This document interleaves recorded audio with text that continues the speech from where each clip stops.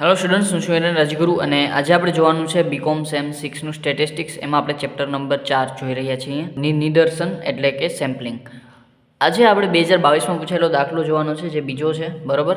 અને આ અગાઉ આપણે જે 2023માં પૂછાયેલો દાખલો જોયેલો છે, અથવા તો જો ના જોયો હોય તો પ્લેલિસ્ટમાં તમને મળી જશે, ડિસ્ક્રિપ્શનમાં પ્લેલિસ્ટ હશે, બરાબર. અને 2023માં જે ખૂટતી વિગતોવાળો સમ છે એ સમ બેઠો 2022માં પૂછાઈ ગયો છે, બરાબર છે. તો જો તમે ના જોયો હોય તો પ્લીઝ જોઈ લેજો, બરાબર છે.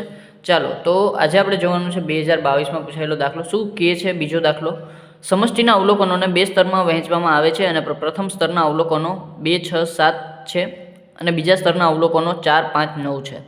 દરેક સ્તરમાંથી આ યાદચ્છિક રીતે 2 એકમોનો નિદર્શ લઈ સ્તરિત નિદર્શ મેળવવામાં આવે છે અને તો સ્તરિત નિદર્શના મધ્યકનું વિચરણ મેળવવું, બરાબર છે. આપણને આટલી વિગતો આપી છે અને આપણે મેળવવાનું શું છે, મેઇન વસ્તુ તો કે સ્તરિત નિદર્શના મધ્યકનું વિચરણ, બરાબર છે. તો હું જરાક સ્તરિત નિદર્શના મધ્યકનું વિચરણ એની ફોર્મ્યુલા શું થાય એ આપણે યાદ કરી લઈ. તો સ્તરિત નિદર્શના મધ્યકનું વિચરણ એટલે આપણે થશે V of y bar ST.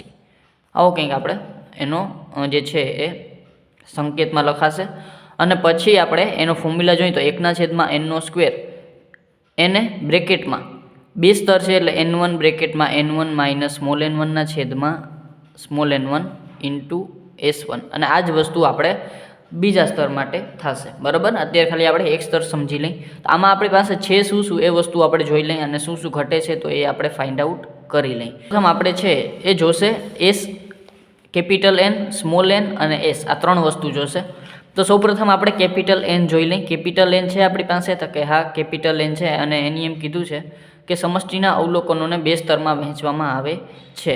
સમષ્ટિના જે છે એ 6 અવલોકનોને 2 સ્તરમાં વહેંચવામાં આવે છે. તો કેપિટલ N આપણી પાસે છે એ છે 6, બરાબર.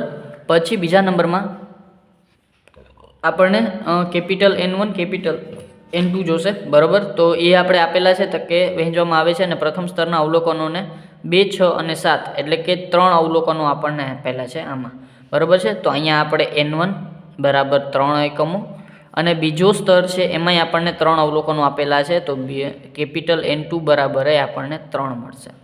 પછી એને કીધું છે કે દરેક સ્તરમાંથી યાદચ્છિક રીતે 2 એકમો નિદર્શ લઈ શકાય છે, બરાબર છે. એટલે કે દરેક સ્તરમાંથી, આ સ્તરમાંથી એ 2 અવલોકનો નિદર્શ લેવાના છે અને આ અવલોકનોમાંથી નિદર્શ લેવાના છે. તો અહીંયા આપણે એમ લખી નાખશું કે n1 બરાબર 2 અવલોકનો નિદર્શ લેવાના છે અને સ્મોલ n2 એ આપણે 2 અવલોકનો નિદર્શમાં લેવાના છે. આ સિવાય અહીં એમ કીધું છે કે સ્તરિત નિદર્શ મેળવવામાં આવે છે અને સ્તરિત નિદર્શના મધ્યકનું વિચરણ મેળવવું, એટલે કે સ્તરિત નિદર્શના મધ્યકનું વિચરણ એટલે V of y bar ST આપણે મેળવવાનું છે. ચાલો, તો સૌપ્રથમ આપણને બધી વસ્તુ આપી દીધી છે, એક ખાલી S ને મૂકીને, બરાબર છે. તો આપણે S ફાઇન્ડ આઉટ કરવો પડશે. તો અહીંયા આપણે લખશું સ્તરિત નિદર્શના મધ્યકનું વિચરણ મેળવવા માટે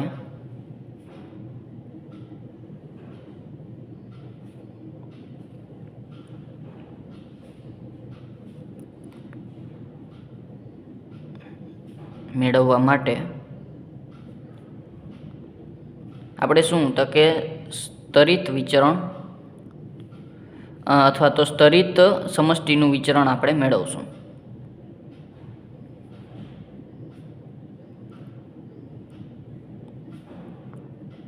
મેળવીશું, બરાબર. એટલે કે આપણે છે એ S1 અને S2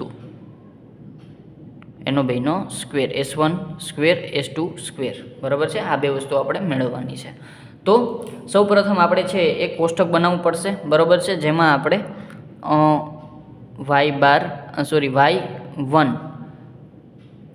y1 માઇનસ y બાર 1 અને y1 માઇનસ y બાર 1 એનો બેનો સ્ક્વેર, બરાબર છે.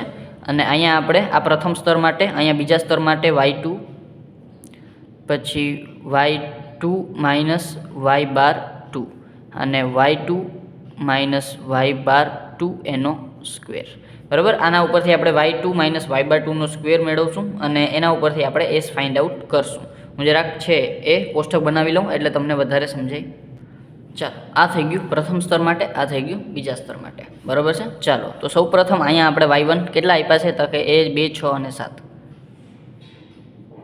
હવે આપણને ટોટલ આપ્યો છે આનો તો કે ટોટલ કરવો પડશે 6 ને 2 8 અને 8 2 16 ને માંથી 1 જાય એટલે 15 એટલે આ આવશે સિગ્મા y1 અને અહીંયા આપણે એનો મધ્યક ફાઇન્ડ આઉટ કરીએ એટલે અહીંયા કરી નાખીએ sigma y1 is equal to sigma y1 એના છેદમાં કેપિટલ N1 બરાબર આપણે છે 15 ના છેદમાં N1 એટલે આપણી પાસે છે 3 તો અહીંયા આવશે 3 એટલે અહીંયા આવશે 5 તો આ y માઇનસ y બાર એટલે કે આપણે છે એ 5 માંથી આપણે છે આપણો y1 માઇનસ કરશું -5 એટલે આપણે મળી જશે y માઇનસ y બાર ચાલો તો 5 માંથી 2 જશે એટલે -3 6 માંથી 5 જાય એટલે 1 અને 7 માંથી 5 જાય એટલે 2 આ આવી જશે 0 અને અહીંયા આપણે સ્ક્વેર કરી નાખશું 3 તેરી 9 1 એકુ 1 અને 2 દુ 4 એવી જ રીતે આનો ટોટલ કરશું 4 ને 1 5 ને 9 14 બરાબર તો આ આવશે આપણી પાસે સિગ્મા y1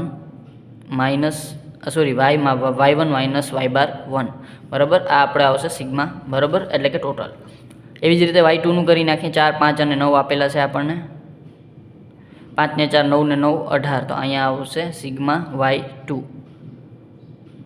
આવી જશે એના ઉપરથી આપણે y બાર ફાઇન્ડ આઉટ કરી લેશું y bar 2 is equal to sigma y2 એના છેદમાં n2 એટલે આ આવી જશે આપણી પાસે 18 ના છેદમાં કેટલા છે n2 એટલે n2 છે આપણી પાસે ક્યાં ગયા 3 તો અહીંયા આવશે 3 તો જે છે એ 6 તેરી 18 એટલે આ આવી જશે આપણી પાસે 6 તો અહીંયા આપણે જે છે એ y2 માંથી શું માઇનસ કરશું તો કે 6 આપણો y બાર 2 આવ્યો e 6 માંથી સોરી 4 માંથી 6 જશે -2 5 માંથી 6 જશે એટલે -1 અને 9 માંથી 6 જશે એટલે 3 બરાબર એટલે I0 આવી ગયો 2 દુ 4 1 એકુ 1 અને 3 તેરી 9 તો આ આવી જશે 9 ને 1 10 ને 4 14 તો આ આવશે 14 અને આ આવશે સિગ્મા y2 માઇનસ y બાર 2 બરાબર ચાલો અને એનો સ્ક્વેર સોરી એનો સ્ક્વેર આવશે ચાલો હવે આપણે આટલી વસ્તુ ફાઇન્ડ આઉટ થઈ ગઈ બરાબર છે તો હવે આગળ આપણે વધીએ હવે શું ફાઇન્ડ આઉટ કરવાનું થશે તો કે હવે આપણે જે જોઈ છીએ એસ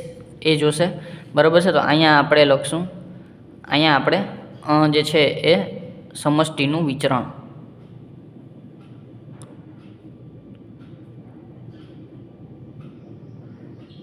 એમાં પ્રથમ સમષ્ટિ એટલે કે S1 બરાબર છે તો S1 એનો સ્ક્વેર બરાબર અને અહીંયા તમે પ્રથમ અને દ્વિતીય સમષ્ટિનું વિચરણ એમ લખી શકો પ્રથમ સમષ્ટિનું વિચરણ દ્વિતીય સમષ્ટિનું વિચરણ અહીંયા હું પ્રથમ લખી નાખું ચાલો S1 એનો સ્ક્વેર બરાબર આપણી પાસે ફોર્મ્યુલા છે 1 ના છેદમાં n-1 એને ગુણાકારમાં આપણે છે એ સિગ્મા જે છે એ y1 માઇનસ y બાર 1 એનો સ્ક્વેર બરાબર છે ચાલો તો આને આપણે મલ્ટીપ્લાયમાં લઈ લઈએ તો શું થશે 1 ના છેદમાં n છે આપણી પાસે કેપિટલ n નહીં પણ આપણે n1 માંથી માઇનસ કરવાનો છે એટલે 3 માંથી 1 જશે એટલે 2 અને અહીંયા y માઇનસ y બાર એ આપણને આપેલો છે 14 ચાલો તો આ થશે 1 ના છેદમાં 2 ગુણ્યા 14 એટલે આ આવશે કટ થઈ જશે એટલે 7 એટલે અહીંયા આવશે આપણો 7 આ આવશે આપણો S1 એનો સ્ક્વેર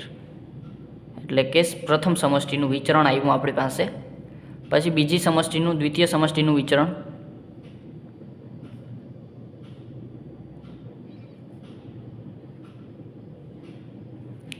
એટલે કે આપણે છે એ S2 એનો સ્ક્વેર બરાબર એને એ જ ફોર્મ્યુલા n2 માંથી 1 માઇનસ અને ઇનર બ્રેકેટમાં આપણે મલ્ટીપ્લાય કરશું સિગ્મા જે છે એ y2 માઇનસ y બાર 2 એનો સ્ક્વેર ચાલો તો આ વસ્તુ થઈ જશે અહીંયા n-1 એટલે કે 3 જ છે આપણી પાસે n2 એ બરાબર છે અને 1 માં માઇનસ કરશું એને મલ્ટીપ્લાયમાં સિગ્મા y માઇનસ y બાર એનો વર્ગ એ પણ આપણી પાસે 14 જ આવ્યો હતો આ વસ્તુ સેમ જ થશે 1 ના છેદમાં 2 ગુણ્યા 14 એટલે 7 થઈ જશે આપણી પાસે એટલે કે S2 એનો વર્ગ આપણી પાસે આવી જશે 7 બરાબર એટલે કે વિચરણ આપણને મળી ગયું છે હવે આપણે બધી વસ્તુ મળી ગઈ છે કોઈ વસ્તુ ઘટતી નથી બરાબર છે તો હવે આપણે શું ફાઇન્ડ આઉટ કરી લેશું તો કે આપણે જે સ્તરિક નિદર્શના મધ્યકનું વિચરણ છે એ ફાઇન્ડ આઉટ કરશું તો અહીંયા આપણે લખશું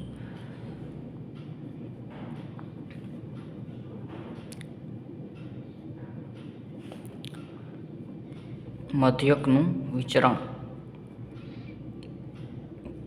બરાબર v y bar st formula લખી નાખીએ આપણે. ચાલો ઇઝ ઇક્વલ ટુ 1/n એનો સ્ક્વેર ઇનર બ્રેકેટમાં n1 બ્રેકેટમાં capital N1 minus small n1 એના છેદમાં n1 એને ગુણ્યા S1 એનો સ્ક્વેર પ્લસ પાછો બીજા સ્તર માટે n2 બ્રેકેટમાં n2 minus small n2 એના છેદમાં સ્મોલ n2 એને ગુણ્યા S2 એનો સ્ક્વેર. બરાબર. ચાલો તો આ થઈ ગયો આપણો ફોર્મ્યુલામાં વેલ્યુ પુટ કરી દઈ. જે વસ્તુ આપણને મળી છે કેપિટલ N આપણને 6 આપેલો છે તો અહીંયા આપણે લખી નાખશું 6 એનો વર્ગ. n1 એ આપણને આપેલો છે 3 n1 3 એના છેદમાં એના માઇનસ આપણે સ્મોલ n1 છે આપણી પાસે અહીંયા સ્મોલ n1 આ n2 છે sorry small n1 small n2 બે આપણને બે આપ્યા છે. આ આવશે 2 એના છેદમાં 2. S1 આપણને આપ્યો તો 7 અને S2 આપણને 7 જ આવ્યો છે. S1 એ 7 છે S1 સ્ક્વેર અને S2 સ્ક્વેર એ આપણને 7 જ મળ્યો છે. ચાલો તો અહીંયા આપણે એને ગુણ્યા 7. ચાલો આના બેઠી વસ્તુ બધી આવશે કારણ કે કેપિટલ N એ આપણને 3 જ આપ્યો છે. 3 બ્રેકેટમાં 3 માઇનસ સ્મોલ n છે આપણો 2 ના છેદમાં 2 અને S2 એ આપણને 7 જ આપ્યો છે. ચાલો 1/6 નો સ્ક્વેર એટલે 36. 3 બ્રેકેટમાં કેલ્સી લઈ લઈ 3 બ્રેકેટમાં 3 માંથી 2 જાય માંથી આપણે પહેલાં 2 એને ગુણ્યા આપણે છે એ 3 ગુણ્યા 7 ભાગ્યા 2 એટલે એ આવશે 10.5. તો અહીંયા આવશે 10.5 પ્લસ આ સેમ ટુ સેમ છે 3 માંથી 2 જાય 1 અને 1 તેરી 3 ને 7 તેરી 21 ભાગ્યા 2 એટલે 10.5. તો અહીંયા આવશે 10.5. ચાલો હવે 1/36 અને આ બેનો પ્લસ એટલે આવશે 21. તો અહીંયા આવશે 21. ચાલો 21 ભાગ્યા 36 એટલે આપણી પાસે આવશે આપણો આન્સર એ આવશે 0.58. 33 એટલે કે ખાલી 0.58. તો આ આવશે આપણી પાસે સ્તરિત નિદર્શના મધ્યકનું વિચરણ. તો અહીં લખી નાખશું આપણે સ્તરિત નિદર્શના મધ્યકનું વિચરણ બરાબર 0.58. અને આ આપણો દાખલો છે એ 7 માર્ક્સનો પૂછાયેલો છે. બરાબર. 7 માર્ક્સમાં આ પ્રકારના સમ છે એ આપણને પૂછાતા હોય છે. તો આ હતો આપણો 2022માં પૂછાયેલો દાખલો. બરાબર છે. જો વિડીયો ગમ્યો હોય તો લાઈક કરજો, શેર કરજો તમારા ફ્રેન્ડ સાથે અને સબસ્ક્રાઈબ ચેનલને જરૂરથી કરી નાખો જેથી કરીને આવતા વિડીયોઝ તમને સરળતાથી મળી રહે. Thank you.